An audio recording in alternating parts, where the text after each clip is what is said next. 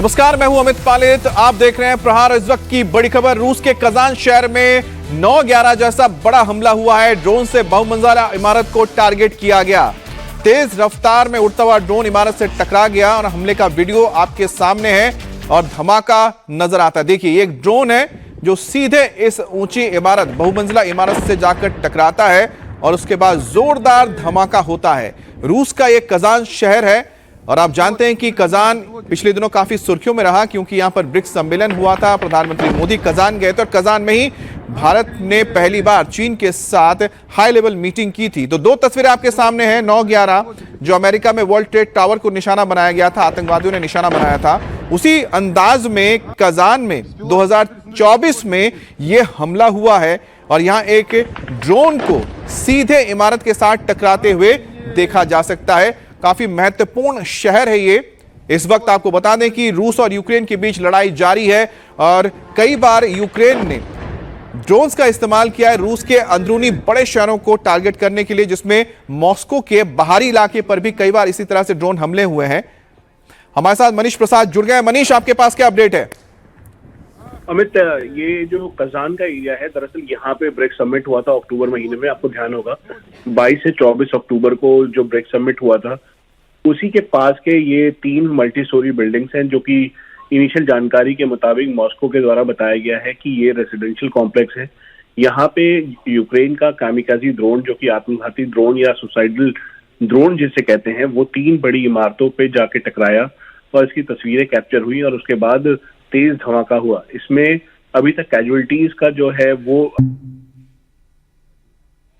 तो जैसा कि हम तस्वीरों में देख पा रहे हैं कि ये धमाका हो रहा है और इसमें कितनी कैजुअलिटी हुई है, कितने लोगों की जान गई है, कितना नुकसान हुआ है, उसके लिए इंतजार करना होगा क्योंकि 9/11 में जिन विमानों का इस्तेमाल था वो पैसेंजर विमान थे और उसमें काफी ईंधन भरा हुआ था, जिसलिए धमाके के बाद पूरी की पूरी 2 इमारतें नीचे गिर गई थी, 2 विमान टकराए थे। लेकिन यहां पर एक ड्रोन जो टकराया उसके बाद जो नुकसान लगा है या नुकसान जो पहुंचा, इतना नहीं है कि पूरी इमारत नीचे आ जाए। लेकिन यूक्रेन की ओर से लगातार इस तरह से हमले होते रहे हैं, चाहे वो मॉस्को इससे पहले, लेकिन कजान का जैसा हम जिक्र कर रहे थे कि हाल ही में यहां पर ब्रिक्स समिट हुआ था, एससीओ समिट हुआ था, दुनिया भर के बड़े नेता वहां पहुंचे थे, उस शहर को खासतौर पर टारगेट किया गया। तो कोशिश यही है, क्योंकि जिस तरह से कल एक बड़ा हमला रूस की ओर से किया गया था कीव के आसपास और खेरसों में रूस के जरिए बैलिस्टिक मिसाइल दागे गए थे, उसके बाद यह जवाबी हमला हो सकता है जिसे टारगेट करते हुए, जिसे अपने निशाने पर बड़े बड़े शहरों को रखा है यहां पर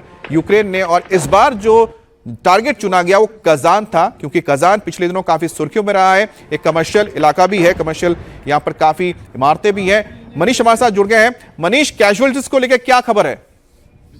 अमित, अभी तक कैजुअलिटीज को लेकर मॉस्को के द्वारा सब कुछ क्लैरिटी नहीं दी गई है, लेकिन मैं आपको बता दूं कि जो हमारे सोर्सेज हैं इस समय मॉस्को में और कजान में, उनके द्वारा ये बताया गया है कि बड़ा सिंबॉलिक अटैक है। उसकी वजह है 22 और 24 तारीख को यहाँ पे ब्रिक्स समिट हुआ था, जहाँ पे सभी राष्ट्राध्यक्ष यहाँ पर आए थे, हाई लेवल मीटिंग्स हुई थी और इसीलिए इस जगह को यूक्रेन के द्वारा चुना गया। जो मैनहट्टन रेसिडेंशियल कॉम्प्लेक्स है, उसका जो टॉप मोस्ट ऊपर का डोम है, उसके ऊपर ये जाकर टकराया। टकराने के बाद ये कामिकाजी ड्रोन है, जो एक्सपेक्ट ये किया जा रहा है कि करीबन 1000 किलोमीटर ट्रेवल कर यानी ये Ukrainian side, east of Ukrainian side से होते हुए ये यहाँ पर पहुंचा और फिर उसके बाद जो एयर डिफेंस सिस्टम था उसको चकमा देते हुए ये यहाँ पर पहुंचा और पहुंचने के बाद इसने इमारत पे ये तेज धमाका हुआ। सिर्फ एक नहीं बल्कि करीबन 3 ऐसी इमारतें हैं जो कि जिससे ये तेज के टकराया है ये कामिकाजी ड्रोन, और उम्मीद ये की जा रही है करीबन 1 kg TNT इसमें होगा, एक्सप्लोजिव होगा, जिसकी वजह से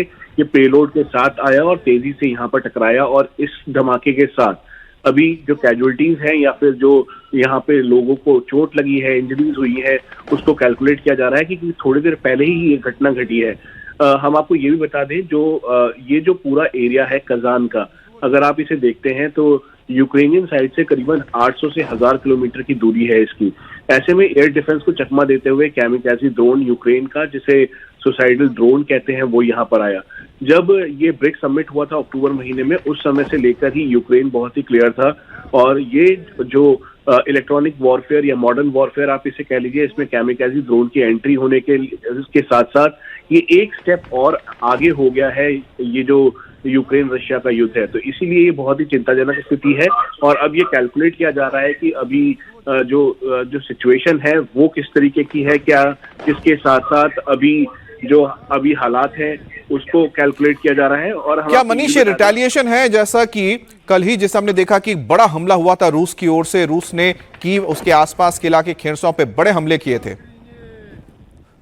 अमित, आप इसे तरीके से देखेंगे तो ये संभवतः ये बताया जा सकता है, अगर मैं जो एक्सपर्ट्स हैं या फिर जो सीनियर ऑफिशियल्स हैं, यहाँ तक कि इंडियन गवर्नमेंट के ऑफिशियल्स वहां पर हैं, उनका ये मानना है कि जो जिस तरीके का अटैक हुआ है ये रशिया के द्वारा किया गया अटैक का रिपरकशन जरूर हो सकता है, लेकिन संभवतः कजान को टारगेट। चलिए एक और जो आप जिक्र कर रहे थे, एक और हम तस्वीर देख रहे हैं, इसमें एक अलग इमारत है जिस पर ये आप देखिए कि जो ड्रोन हमला हुआ है, सीधा ड्रोन आता है, इमारत के ऊपर टकराता है और उसके बड़ा धमाका होता है। लेकिन इस बीच समझना होगा कि जहां एक तरफ पुतिन ने कहा है कि वो अमेरिका के मध्यस्थता में, यानी खासतौर पर ट्रंप के मध्यस्थता में यूक्रेन से बातचीत के लिए तैयार है, युद्ध विराम करने के लिए भी तैयार है, लेकिन ठीक उससे पहले देखिए एक चरम पर यह युद्ध पहुंचता जा रहा है। बहरहाल आगे बढ़ते हैं। आरएसएस प्रमुख मोहन भागवत ने हिंदू ब्रिगेड को दो टूक बात कही है। देश में छिड़े मंदिर मस्जिद विवाद पर क्लियर बात की है, समझा दिया है कि इस एजेंडे पर नेता बनने की कोशिश कतई ना करें, मस्जिद के नीचे मंदिर ढूंढना बंद कर दें।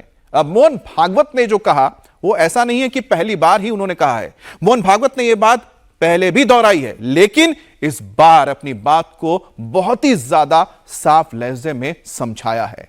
आप सोच रहे होंगे कि दिसंबर में मंदिर मस्जिद विवाद पर जब इतनी गर्मी है तब भागवत ने इस विवाद पर बात क्यों की और इसका पॉलिटिकल मतलब क्या है, इस रिपोर्ट से समझते हैं।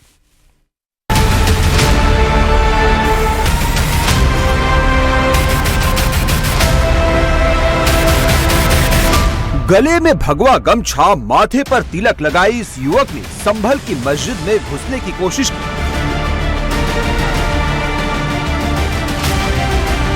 जामा मस्जिद की सीढ़ियों तक पहुंच गया।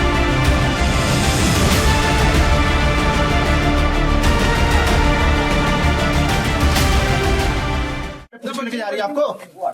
हम तो नवाज के मंदिर पे भी जाते हैं, मंदिर पे भी जाते हैं। तो आप कहाँ जा रहे थे? गुरुद्वारे भी जाते हैं। तो आप कहाँ जा रहे थे? क्या मस्जिद के अंदर जा रहे थे आप? नहीं, अंदर को जाएंगे हम। हाँ, अंदर जाने का अलाउ ही नहीं है। फिर कहाँ को जा रहे थे? दर्शन करने जा रहे थे दूर से। किसके दर्शन करने? दर्शन करने जा रहे थे। दर्शन करने किसके जा रहे थे? अरे भोलेनाथ के। सवाल ये है कि क्या देश में ऐसी पॉलिटिक्स अलाउड है?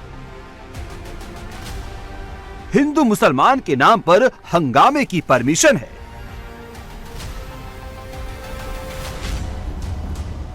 तो इसका जवाब आपको संघ प्रमुख मोहन भागवत से मिलेगा।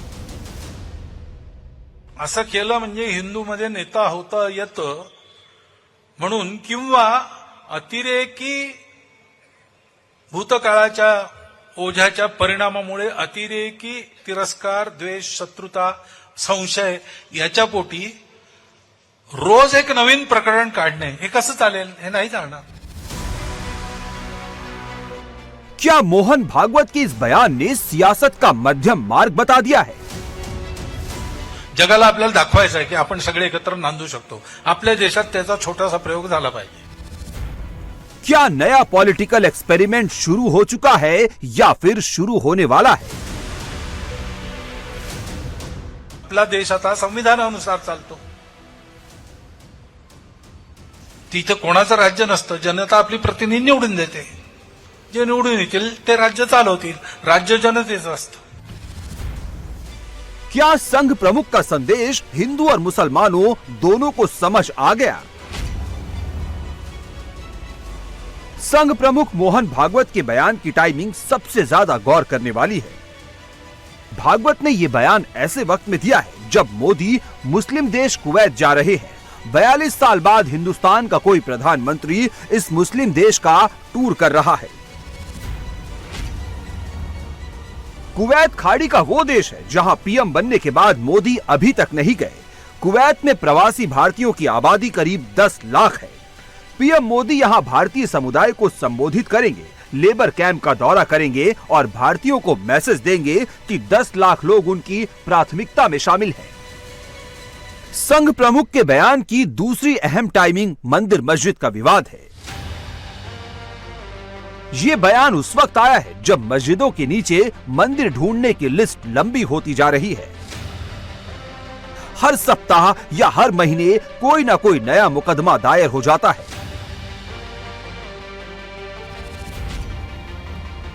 संभल की जामा मस्जिद, अजमेर में ख्वाजा की दरगाह, ज्ञानवापी मस्जिद, श्री कृष्ण जन्मभूमि विवाद जैसे कई मुकदमे पहले से ही कोर्ट में चल रहे हैं। ऐसे हर मुकदमे के साथ हिंदू और मुसलमान के बीच भरोसे की खाई गहरी होती जा रही है और कुछ युवा नेताओं को ये सबसे आसान पॉलिटिकल सीढ़ी नजर आ रही है। हार्मनी जर जगाला पाहिजे असेल तर आपल्या देशात याचं मॉडेल उभं करायचं म्हणजे ही हार्मनी आपल्या देशात असली पाहिजे। श्रद्धेचा आदर, त्यामुळे राम मंदिर झालं पाहिजे, ते होत आहे। हिंदूंची श्रद्धास्थान हिंदूंना वाटतं, परंतु असं केलं म्हणजे हिंदूमध्ये नेता होता येतं म्हणून किंवा अतिरेकी भूतकाळाच्या ओझ्याच्या परिणामामुळे अतिरेकी तिरस्कार, द्वेष, शत्रुता, संशय याच्या पोटी रोज एक नवीन प्रकरण काढणे हे कसं चालेल? हे नाही चालणार। शेवटी आपण आपलं सोल्युशन काय आहे? जगाला आपल्याला दाखवायचं आहे की आपण सगळे एकत्र नांदू शकतो। आपल्या देशात त्याचा छोटासा प्रयोग झाला पाहिजे। ऐसा पहली बार नहीं है जब मोहन भागवत ने मंदिर मस्जिद को लेकर खुलकर अपनी राय रखी हो। 2022 में भी वो हिंदुओं से हर मस्जिद के नीचे शिवलिंग ना ढूंढने की बात कह चुके हैं। क्लियर मैसेज उस वक्त भी दे चुके हैं। ठीक है, प्रतीकात्मक कुछ हमारी विशेष श्रद्धा थी, ऐसे स्थानों के बारे में हमने कहा, लेकिन रोज एक मामला निकालना नहीं है, ये भी नहीं करना चाहिए। हमको झगड़ा क्यों बढ़ाना है? ज्ञानवापी के बारे में हमारी कुछ श्रद्धाएं हैं, परंपरा से चलती आई, हम कर रहे, ठीक है, परंतु हर मस्जिद में शिवलिंग क्यों देखना? अरे भाई वो भी एक पूजा है, ठीक है, बाहर से आई है, लेकिन जिन्होंने अपनाई है वो मुसलमान, वो बाहर से संबंध नहीं रखते, ये उनको भी समझना चाहिए। लेकिन इस बार खास बात यह है कि मोहन भागवत ने मैसेज केवल हिंदुओं को ही नहीं दिया, करोड़ों मुसलमानों को भी उन्होंने मध्यम मार्ग बताया, राजनीति और राज को लेकर क्लियर लाइन दी। आमच्या या सगळ्यांना सामावून घेणाऱ्या अनेक पंथ संप्रदायांच्या विचारधारा आमच्या इथे आहेत। आता काही बाहेरूनही आल्या आहेत ज्यांच्यामध्ये चुकीनी का होईना पण कट्टरपणाची परंपरा आहे। त्यांचं राज्य इथे राहिल्यामुळे त्यांना असं वाटतं की आमचं पुन्हा राज्य आलं पाहिजे, पण आपला देश आता संविधानानुसार चालतो। तिथे कोणाचं राज्य नसतं, जनता आपली प्रतिनिधी निवडून देते, जे निवडून येतील ते राज्य चालवतील, राज्य जनतेचं असतं। संघ प्रमुख के बयान के बाद नए एक्सपेरिमेंट और पॉलिटिकल लाइन लेंथ को अब आसान भाषा में समझ लीजिए, पूरी सियासी पिक्चर समझ आ जाएगी। मंदिर मस्जिद विवाद के अलावा देश में वक्फ एक्ट संशोधन बिल मुसलमानों से जुड़ा सीधा मुद्दा है। बीजेपी साफ कर चुकी है कि देश से जुड़े कोर इश्यूज पर उनकी पार्टी कोई समझौता नहीं करने वाली, यानी वक्फ एक्ट में संशोधन के मुद्दे पर बीजेपी पैर पीछे नहीं खींचेगी। बीजेपी ना ही हिंदुत्व वाली लाइन से बिल्कुल पीछे हटेगी। ऐसे में सवाल यह है कि मोदी योगी आखिर कैसे संघ प्रमुख का बताया एक्सपेरिमेंट करेंगे, तो उसको भी आपको सैंपल के जरिए समझा देते हैं। सैंपल नंबर 1 एक संभल की जामा मस्जिद है, जहां सर्वे के दौरान खूब बवाल हुआ, पथराव हुआ, गोलियां चली।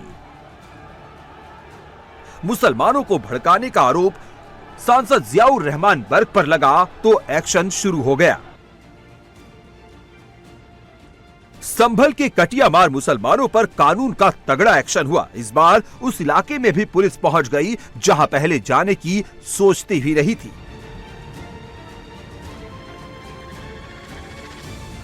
बीजेपी का मैसेज क्लियर है कि कानून और नियमों को रौंदने वाले बर्ग जैसे मुसलमानों को वो छोड़ने वाली नहीं है। लेकिन वो मुसलमान जो देश के कानून और सिस्टम में भरोसा रखते हैं, बीजेपी उन्हें छेड़ेगी नहीं बल्कि जोड़ेगी। और यही बात योगी ने आज यूपी में दोहराई भी। कि अगर विश्व मानवता को बचाना है तो उसका एक ही मार्ग है, वह है सनातन धर्म का सम्मान करो। सनातन धर्म सुरक्षित है तो दुनिया में सब कोई सुरक्षित है। याद रखना, कोई मत और मजहब दुनिया के अंदर ऐसा नहीं है जिसने कहा हो कि सबके कल्याण की बात की है। योगी ने वसुधैव कुटुंबकम का जिक्र किया और मुसलमानों को मैसेज दिया कि वो साथ लेकर चलना चाहते हैं। साथ ही ये भी बता दिया कि इसका मतलब ये नहीं है कि वो इतिहास को भूल चुके हैं, लेकिन बीजेपी को अब संघ प्रमुख के बताए मध्यम मार्ग पर आगे बढ़ना है।